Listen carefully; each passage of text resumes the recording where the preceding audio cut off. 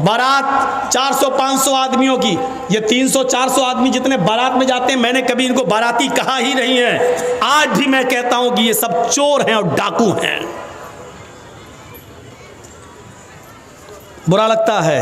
हाँ, अल्लाह के नबी ने फरमाया, जब लड़की वाले के यहाँ, जब तुम खाना खाने जाते हो लड़की वाले के घर, दखला सारिकन व खरज सारिकन, चोर बनकर दाखिल होते हो और डाकू बनकर निकलते हो। कौन सी हदीस है जो तुम्हें लड़की वाले के घर खाने की इजाज़त देती है, बताओ तो। मेरी बेटी है, जर्जीस साहब का काम यह है कि निकाह पढ़वाया जाए दामाद के साथ, और बेटी का हाथ पकड़ के दामाद को दुआ देकर रुखसत कर दिया जाए। दामाद के साथ जो चले आ रहे हैं 100, 200, 500 आदमी, उनको खिलाने की जिम्मेदारी मौलाना जर्जीस के ऊपर नहीं है, शरीयत ने नहीं दी है। शर्म नहीं आती? खाते हो तो लड़की वालों के घर खाते हो, खाना चाहिए तो लड़के वालों के घर खाना चाहिए। वलीमा करो, कौन मना करता है? वलीमे में 100 आदमी की दावत कर रहा है, बारात में 500 आदमी ले जा रहा है। वलीमा कर ना, 500 नहीं 1000 को बुला। एक दिन वलीमा कर, दूसरे दिन भी कर, 20 दिन वलीमा कर, शरीयत तुझे इजाजत देती है। तुझे खुशियां कर, लेकिन लड़की वाले पर बोझ मत बन। लड़की वाले ने 18 साल 20 साल पाल पोस कर अपनी लड़की बड़ी करके तुझे दे दी, बहुत बड़ा काम कर दिया, ये बहुत बड़ी कुर्बानी दे दी, लेकिन उस लड़की को लेने के लिए भी 500 आदमी जाएं, 400 जाएं, ये चोर जाएं। और डाकू मैं इसलिए कह रहा हूं, वहां जा गए, वहां बैठ गए, मालूम है कि अब बड़ा नहीं खिलाएगा। क्यों? क्योंकि लड़के के बाप ने पहले ही कह दिया 400 लेके आ रहा हूँ, जहेज में 2-4 आइटम कम दे देना चलेगा, लेकिन मेहमानों की इज्जत अच्छी कर लेना। हमारे साथ जो 300 आदमी बाराती आ रहे हैं ना, इनकी खातिरी अच्छी तरीके से कर लेना। ये भीख मांगने की इंटरनेशनल स्टाइल है। मतलब जानते हो क्या हुआ? मैं जर्जीस साहब का बेटे की शादी, जर्जीस साहब क्या कह रहे हैं सुनो, मोटर आइटम 1-2 कम कर लेना जहेज में चलेगा, लेकिन 250-300 आदमी जो लेके आ रहा है ना, इनकी खातिरी ज़रा अच्छी कर देना। ये अच्छी कर देने का मतलब समझ रहे हैं आप? मतलब बड़े का आइटम नहीं, सब मटन रहना चाहिए, चिकन भी पोल्ट्री वाला नहीं, देसी रहना चाहिए। ये भीख मांगने की एक नई स्टाइल है, इंटरनेशनल स्टाइल। और जो ये कहता है तू कितना बड़ा अमीर बना हो, चाहे कितना साहूकार, मौलवी जर्जीस कहता है तू इंटरनेशनल भिखारी है। जा, बुरा लगता है तो लगता रहे, तेरा अमीरपन और तेरा साहूकारीपन मेरे जूते के बूट के नीचे नहीं समझता तुझे कुछ। क्या करेगा तू, मेरा कर ले। लड़की वाले पर बोझ बनेगा, लड़की वाले के यहाँ खाना खाएगा, लड़की वाले के यहाँ बारात में 250-300 आदमियों को लेके जाएगा। लड़की वाले के ऊपर कोई जिम्मेदारी आयत नहीं होती है कि वो सबको खिलाए। इस चीज़ को ख़त्म करिए समाज से। और इंटरनेशनल भिखारियों को देखिए, कौन बाइक दे देना, मेरा लड़का 5 लाख की दुकान पे बैठता है, तू 50,000 की बाइक भी नहीं दे सकता? अबे कटोरा लेके भीख मांगना। दरवाजे पर जर्जीस के जब कोई लंगड़ा आदमी आता है तो 10 रुपए देने में फख्र होता है कि चलो पैरों से माजूर है, कमाने के लायक नहीं है। एक अंधा आता है, 100 रुपए देने में अच्छा लगता, आंखों से अंधा, कमाने के लायक नहीं है। इन बेचारों को भिखारी समझकर दे देता हूं, ये बेचारे कमाने के लायक नहीं है। दोनों हाथों से मजबूत, हट्टा खट्टा, मोटा ताजा तंदुरुस्त अमीर बाप की बिगड़ी हुई औलाद, और अपने लड़के के नाम पर मोटरसाइकिल मांग रहा है। ईमानदारी के साथ बताओ, अंधा लंगड़ा लूला जो अल्लाह के नाम पे 10-20 रुपए मांगे वो बड़ा भिखारी है, या जो अपने बेटे के नाम पे बाइक मांगे वो बड़ा भिखारी है? मौलवी जर्जीस की नजर में इंटरनेशनल भिखारी वो है जो अपने बेटे के नाम पर बाइक मांग रहा है। तू इंटरनेशनल भिखारी है बेईमान, कमीने। तू उस भिखारी से बड़ा है जो लंगड़ा और लूला और अंधा और अपाहिज है। तू उस भिखारी से बड़ा है, तू इंटरनेशनल भिखारी है। शर्म आनी चाहिए, शर्म। तो ये चीज़ें हमें अपने समाज से दूर करने की ज़रूरत है। हज़रत उमर फारूक के ज़माने में तो एक एक चीज़ पर नज़र रखी जाती थी, एक एक चीज़ पर। हज़रत उमर रात की तारीकी में गश्त कर रहे हैं। अब देखिए, अच्छा यहाँ देखता हूँ मैं, बस मैंने देख लिया है। अब सुनिए, मेरी नज़र में आ गया, मेरी आंखों ने फ़ोटो खींच लिया उसका। हज़रत उमर रात की तारीकी में गश्त कर रहे हैं, एक दरवाजे से के पास से गुज़रते हैं, अंदर एक औरत के कराहने की आवाज़ आती है। आगे बढ़ते हैं तो सुनते हैं कि एक औरत शेर पढ़ रही है, और शेर पढ़ते हुए कह रही है, अगर मुझे उमर के सिपाहियों का डर न होता तो आज मैं नज़र इब्न हारिस को अपने घर बुलाती, और आज मेरी चार पाइयों की चोलियां बोल रही होती। मुझे उमर का डर न होता तो आज नज़र इब्न हारिस से मैं अपने जिस्म की तस्कीन कर लेती, नज़र इब्न हारिस को बुला लेती और मैं उसके साथ अपना मुँह काला कर लेती, अपनी चार पाई की कुछ मरवा लेती, उसकी आवाज़ें निकल जाती। ये अरबी में शेर पढ़ रही थी जिसका तर्जमा मैंने आपके सामने रख दिया। हज़रत उमर ने उस मकान का नंबर नोट कर लिया, जहन में बिठा लिया, और पता लगाने लगे कि नज़र इब्न हारिस कौन है। ये औरत नज़र इब्न हारिस को क्यों याद कर रही थी। जब नज़र इब्न हारिस को बुलाकर हज़रत उमर के पास लाया गया तो क्या देखते हैं कि वो तो बहुत नेक आदमी है, बहुत शरीफ आदमी है, बड़े इबादत गुजार हैं। पूछा अमीरुल मोमिनीन ने, उमर फारूक ने, आए नज़र, उस जगह पर मेरा गुज़र हुआ, वहाँ एक औरत रहती है इस नाम की, मुझे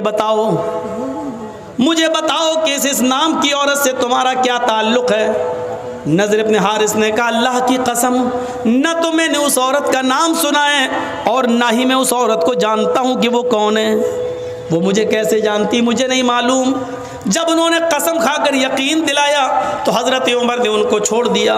लेकिन हज़रत उमर को बड़ा ताज्जुब हुआ कि नज़र इब्न हारिस ने के अंदर इस औरत ने क्या देख लिया है जो उनको याद कर रही थी। एक तरफा आग लगी हुई थी मोहब्बत की और कह रही थी कि अगर मुझे उमर का डर ना होता तो नज़र इब्न हारिस को मैं अपनी चारपाई पर बुलाती और आज मैं उसके साथ जिना करती, मैं उसके साथ मुँह काला करती। अब हज़रत उमर ने उस औरत को बुलवाया। जब वो औरत आई तो उससे पूछा, अरे औरत,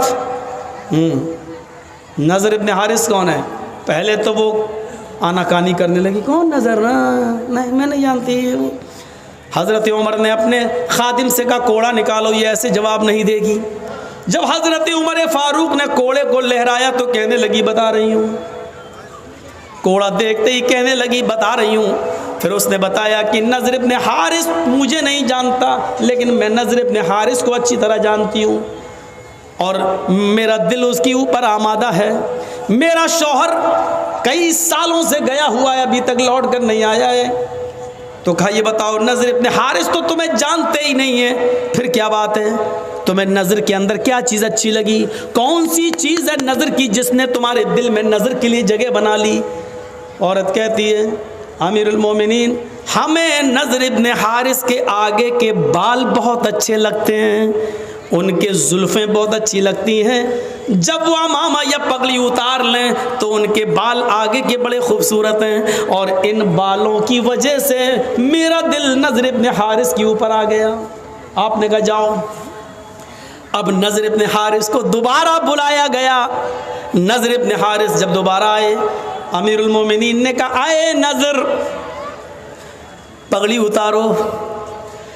नज़र इब्न हारिस ने जब अमामा उतारा, पगड़ी उतारी, तो क्या देखते हैं कि इधर के आगे के बाल वाकई उनके बड़े हुए हैं। यहाँ आप पीछे के बाल बढ़ा सकते हैं थोड़े बहुत, यहाँ तक, यहाँ तक, यहाँ तक, लेकिन आगे के बाल आप, ये जुल्फ़े जो होती ना, कभी देखा, कभी कभी कुछ लोग तेरे नाम, सलमान खान हिजड़े जैसी वो एक्टिंग ऐसे, ये आगे के बाल सही नहीं। कुरान ने आगे के बालों के बारे में क्या कहा, लनस्फ़अम बिन्नासिया, क़यामत के दिन हम अबू जहल को पेशानी पकड़कर घसीटेंगे और घसीट कर जहन्नम में डाल देंगे।